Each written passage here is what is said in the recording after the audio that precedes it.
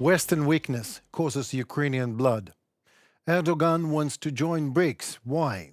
And who does not want for Ukraine to have long-range missiles?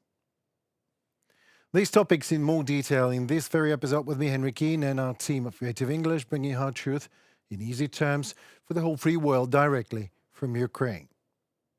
Russia fired around 800 missiles in August alone. 27 days of 31 air raids allowed blood in the air. 271 wounded, 51 killed in just one day in just one city of Poltava in Ukraine. 5 wounded in Kryvyi Rih, including a 10-year-old girl. Today, in Lviv, 7 more killed, 3 of them children. How many civilians and children have to be killed by Russia so the collective West finally understands all its attempts to avoid escalation are taken for granted by the Kremlin and are considered nothing but weakness?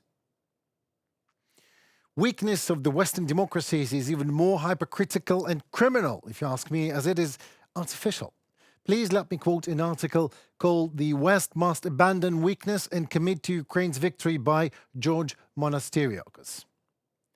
The West is strong, not weak. It has disguised its strength behind acts of weakness and portrayed its prosperity as poverty. These lies have only ever served as excuses to abandon the West's values, interests, and partners. It's time to reverse course, abandon weakness, and commit to Ukraine's victory.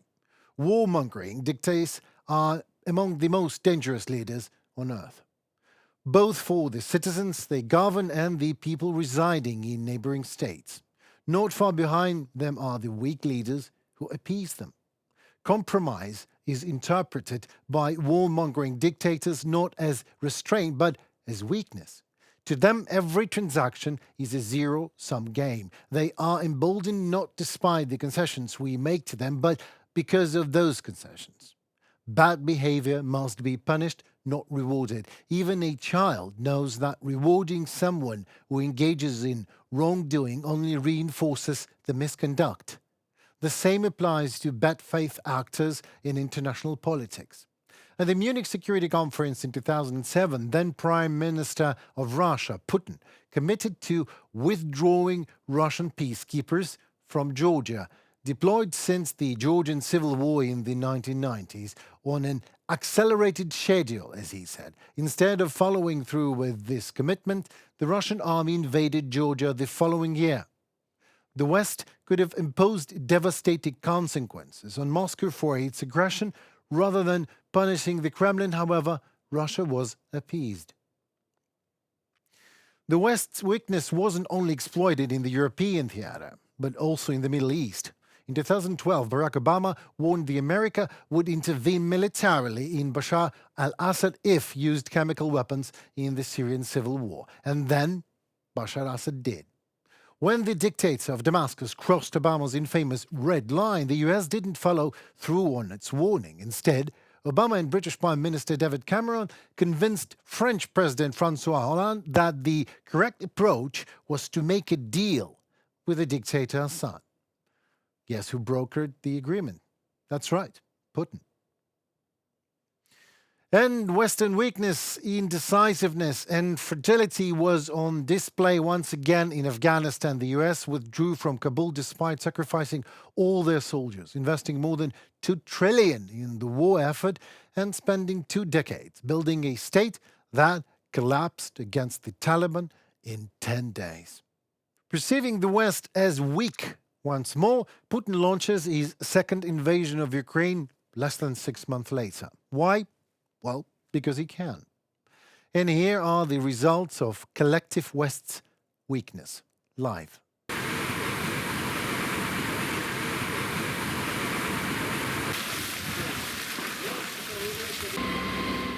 I can already hear Obama-style politics lovers whining, as these people love to appease monsters on someone else's blood account. Of course, well, these days, at Ukrainians' children's blood account.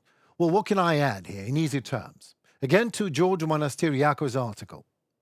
The parallels between the prelude to World War II and today's international security environment are alarming.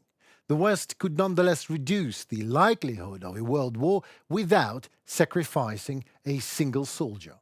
It all starts by abandoning weakness and committing to Ukraine's victory instead of just ensuring its survival. Though artificial, Western weakness is obvious to many anyway. No one wants weak partners. Turkey has formally asked to join the BRICS group of emerging market nations as it seeks to bolster its global influence and forge new ties beyond its traditional Western allies, according to people familiar with the matter. Well, the view of President Recep Tayyip Erdogan's administration is that the geopolitical center of gravity of the world is shifting away from developed economies, according to these people who spoke on condition of anonymity because they aren't authorized to comment.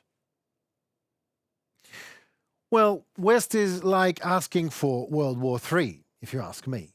West is dwelling in its power and forces and might that are abundant and large but never applied, never used as they should have been used, defeating dictatorships around the globe by military force instead of appeasing and trading with them.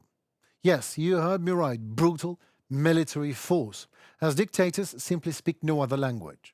Dictators of the world are uniting, as we clearly see, and while peace-mongering voices of super-tolerant politicians afraid to call spade a spade are heard in UN and in other severely outdated places, what we hear in Ukraine are air raid alerts. If that continues, the day will come, you will hear them, inevitably. And when you do, please remember, we warned you. What level of hypocrisy it is to finally provide Ukraine with weapons that are capable of stopping the aggressor but being so cowardly, cruel, just stupid, these people do not let Ukraine use it in full might. Those saying Ukraine needs no long-range weapons is so to avoid escalation again. The truth in easy terms is they want Ukraine's defeat. As simple as that. They want us dead. They want Putin to win and dance on our graves. They want a Russian oil nipple back in their mouth, like Viktor Orban, for example.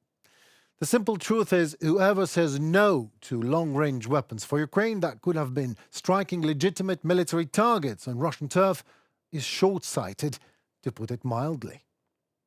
Of course, one of the outstanding issues on our agenda is the permission for Ukraine to strike legitimate, I emphasize legitimate military targets in the depths of Russia.